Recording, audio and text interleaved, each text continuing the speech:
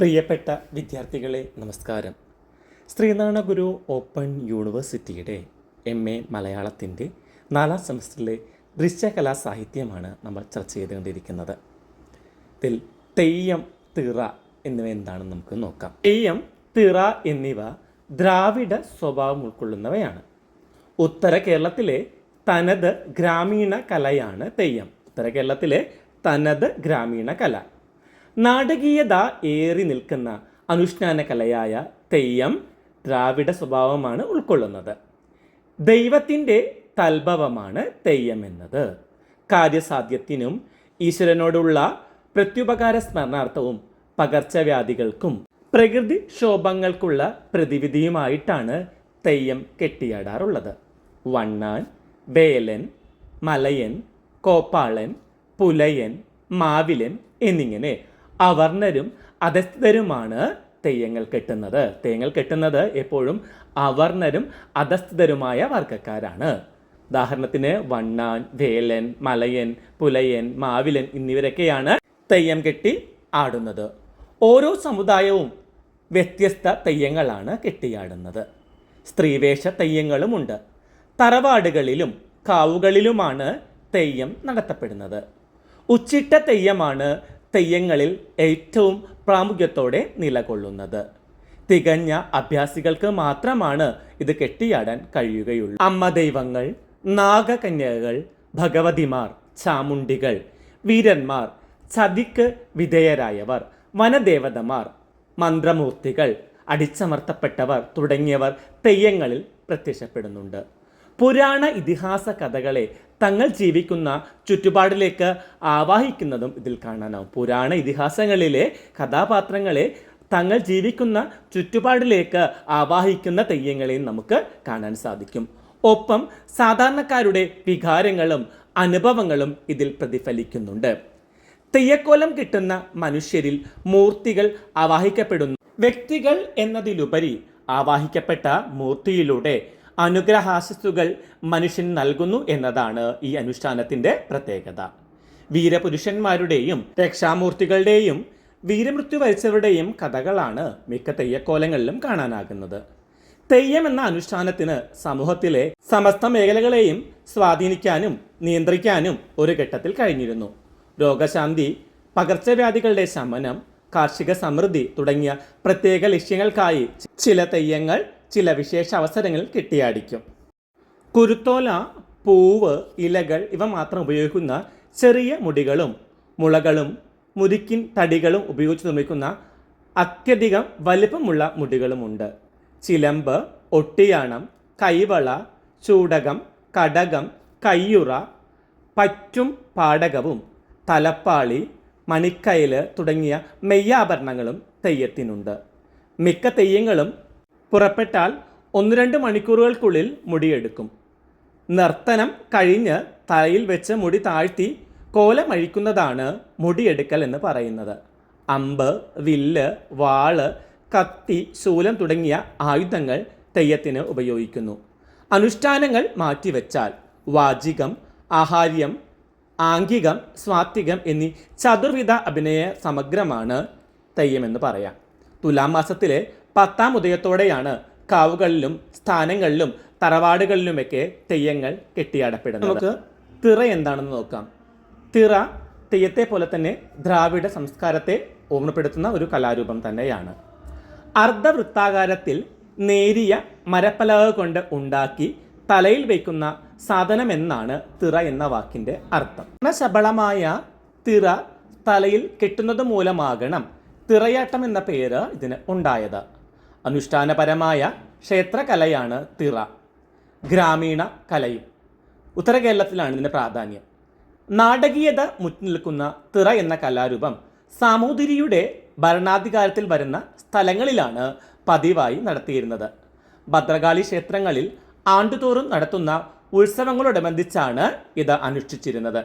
കോഴിക്കോട് ജില്ലയിലെ കോരപ്പുഴ മുതൽ മലപ്പുറം ജില്ലയിലെ പൊന്നാനി വരെ ഈ കലാരൂപം പ്രചാരത്തിലുണ്ടായിരുന്നു. പെരുവണ്ണാൻ സമുദായക്കാരുടെ പാരമ്പര്യ കലയാണിത്. പെരുവണ്ണാന്മാരാണ് തിറയാട്ടം നടത്തിയിരുന്നത്. ഓരോ തിറയ്ക്കും പ്രത്യേക താളങ്ങളും അതനുസരിച്ച് നൃത്തവിശേഷങ്ങളുമുണ്ട്. തലയിൽ വലിയ മുടി, മുഖത്തും മാറത്തും വർണ്ണഭംഗിയുള്ള ചിത്രമെഴുത്ത്, നിരവധി മെയ്യാഭരണങ്ങൾ, കൈകളിൽ വാൾ, പരിച തുടങ്ങിയ ആയുധങ്ങൾ, വലിയ ഉടുത്തുകെട്ട് ഇവയെല്ലാം ചേർന്ന തിറയുടെ വരവ് ഗാംഭീര്യമുറ്റതാകുന്നു. ഈ വേളയിൽ കതിനയുടെയും വാദ്യഘോഷങ്ങളുടെയും ശക്തമായ മുഴക്കത്തിൽ തിറയുടെ നൃത്തം ഓലച്ചൂട്ടിൻ്റെ വെളിച്ചത്തിൽ ആകർഷകവും വർണ്ണാഭവുമായി കാണപ്പെടും. തുടി, ചെണ്ട, ഇലത്താളം എന്നിവയാണ് ഇതിനായി ഉപയോഗിക്കുന്ന വാദ്യോപകരണങ്ങൾ. തുടി, ചെണ്ട, ഇലത്താളം. തിറയാട്ടത്തിലെ അനുഷ്ഠാന ഗാനങ്ങളെ തിറപ്പാട്ട് എന്നാണ് വിളിക്കുന്നത്. തിറയാട്ടത്തിലെ ഗാനങ്ങളാണ് തിറപ്പാട്ട്. കാര്യത്തൻ, കുട്ടിച്ചാത്തൻ, ഭൈരവൻ, പേട്ടയ്ക്കൊരു മകൻ, ഗന്ധർവൻ, വസൂരിമാല തുടങ്ങി നിരവധി തിറകളുണ്ട്. തെയ്യം രൂപവൈവിധ്യം. ഡോക്ടർ MV വിഷ്ണു നമ്പൂതിരിയുടെ ലേഖനമാണ് വിശദ പഠനത്തിനായി വെച്ചിട്ടുള്ളത്. കേരളത്തിലെ പ്രമുഖനായ നാടോടി വിജ്ഞാനീയ പണ്ഡിതനാണ് ഡോക്ടർ വിഷ്ണു നമ്പൂതിരി. കേരള ഫോക്ലോർ അക്കാദമിയുടെ മുൻ ചെയർമാനായിരുന്നു.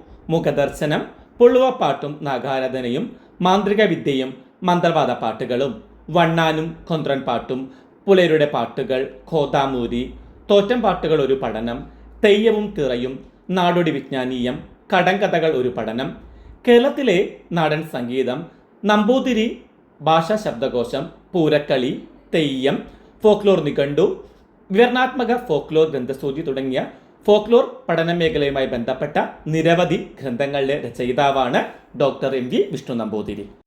ആരാധനയിലും ആചാര അനുഷ്ഠാനങ്ങളിലും രൂപത്തിലും തെയ്യങ്ങൾ വൈവിധ്യം പുലർത്തുന്നു. തെയ്യങ്ങൾ ആരാധനയിലും ആചാര അനുഷ്ഠാനങ്ങളിലും രൂപത്തിലുമെല്ലാം വൈവിധ്യം പുലർത്തുന്നവയാണ്. വ്യത്യസ്ത സമുദായക്കാരാണ് ഓരോ തെയ്യവും കെട്ടിയാടുന്നത്.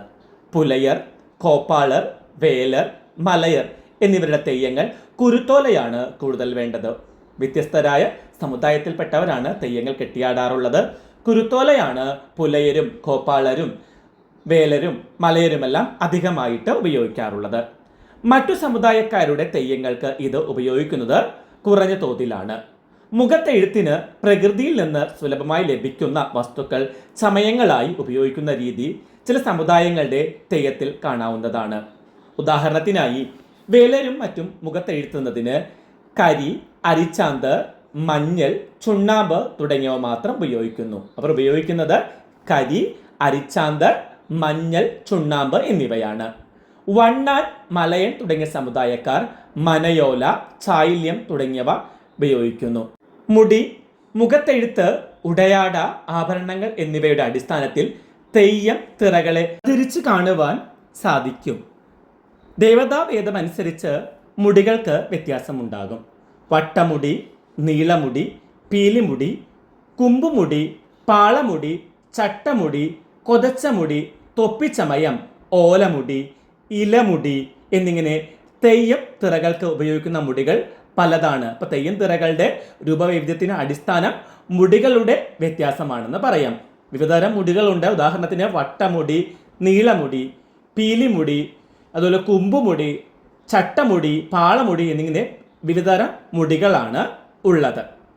മുള, കവുങ്ങ്, പട്ട് എന്നിവ കൊണ്ട് വലിയ മുടികൾ ഉണ്ടാക്കാം. വളരെ ഭാരമേറിയതാണ് ഈ മുടി.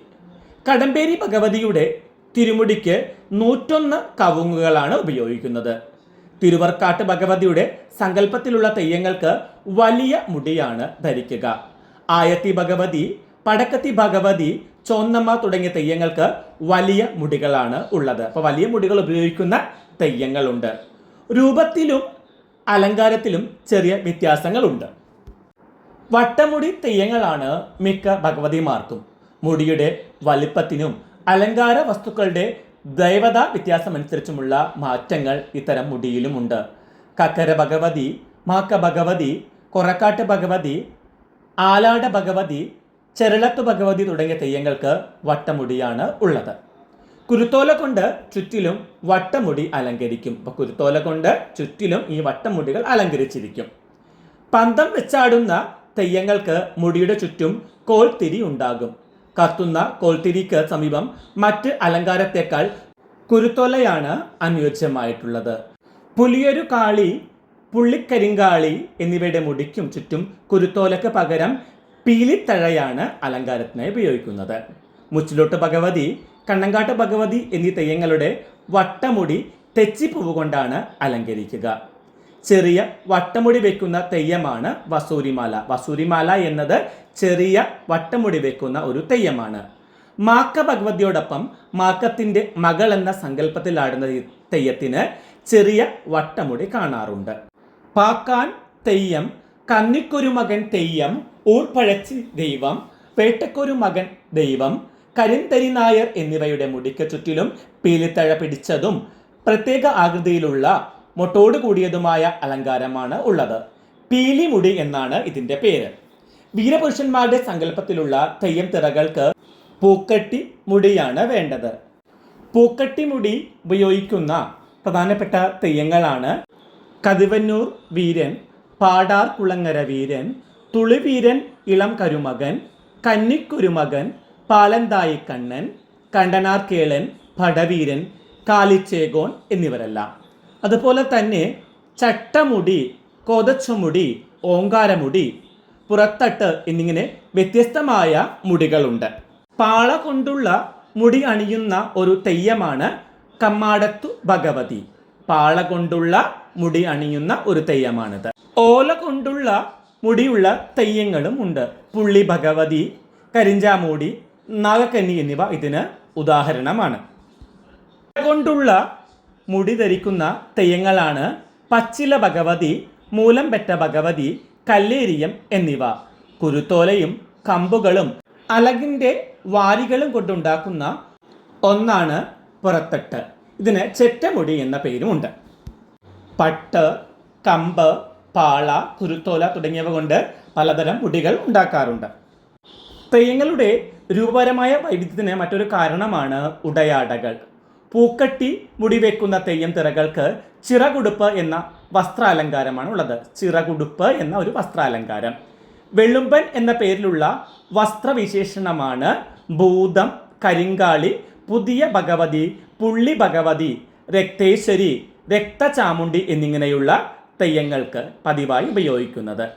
തോറ്റങ്ങളും പള്ളിക്കരിവേടൻ തുടങ്ങിയ തെയ്യങ്ങളും കാണിമുണ്ട് എന്ന വിശേഷ വസ്ത്രമാണ് ധരിക്കുന്നത്. ഒന്നുകൂടി പറഞ്ഞാൽ ചിറകുടുപ്പ് എന്നതൊരു പ്രത്യേക വസ്ത്രാലങ്കാരമാണ്.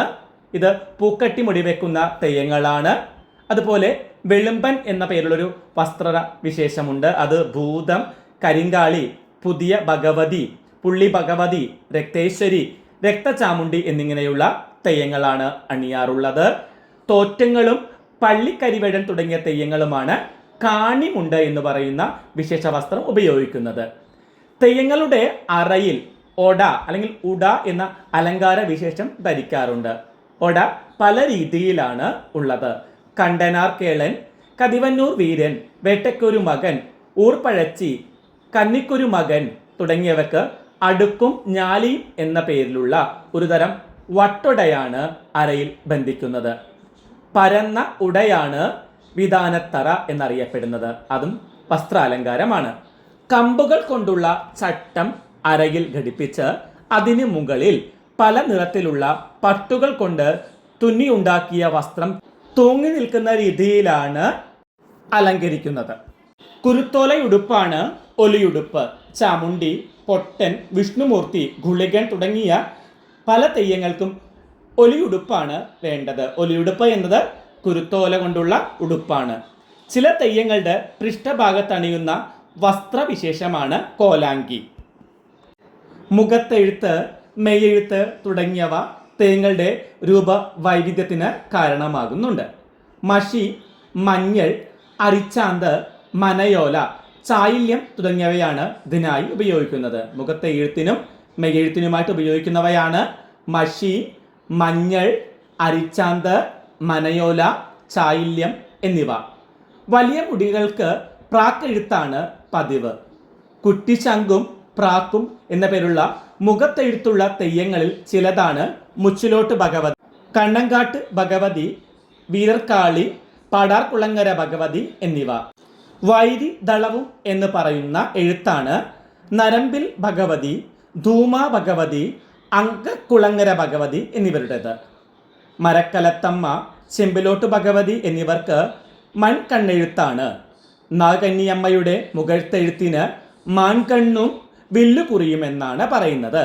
മാൻകണ്ണും വില്ലുകുറിയുമാണ് നാഗകന്യമ്മയുടെ മുഖത്തെഴുത്തിന്. ഇങ്ങനെ നിരവധി മുഖത്തെഴുത്തുകളുണ്ട്. വേട്ടക്കൊരു മകൻ്റെ മുഖത്തെഴുത്തിന് കട്ടാരവും പുള്ളിയും, കക്കാര ഭഗവതിയുടെ ചുയ്യം, വൈരദളം എന്നുമാണ് പറയുന്നത്. കന്നിക്കൊരു മകൻ, പള്ളക്കരിവേടൻ എന്നീ തെയ്യങ്ങൾക്കുള്ള മുഖത്തെഴുത്ത് 5 പുള്ളും ആനക്കാലും. മുഖത്തെഴുത്ത് കൂടാതെ മുഖത്ത് തേപ്പ് മാത്രമായും പതിവുണ്ട്. തെയ്യങ്ങളുടെ മെയ്യെഴുത്തും ശ്രദ്ധേയമാണ്.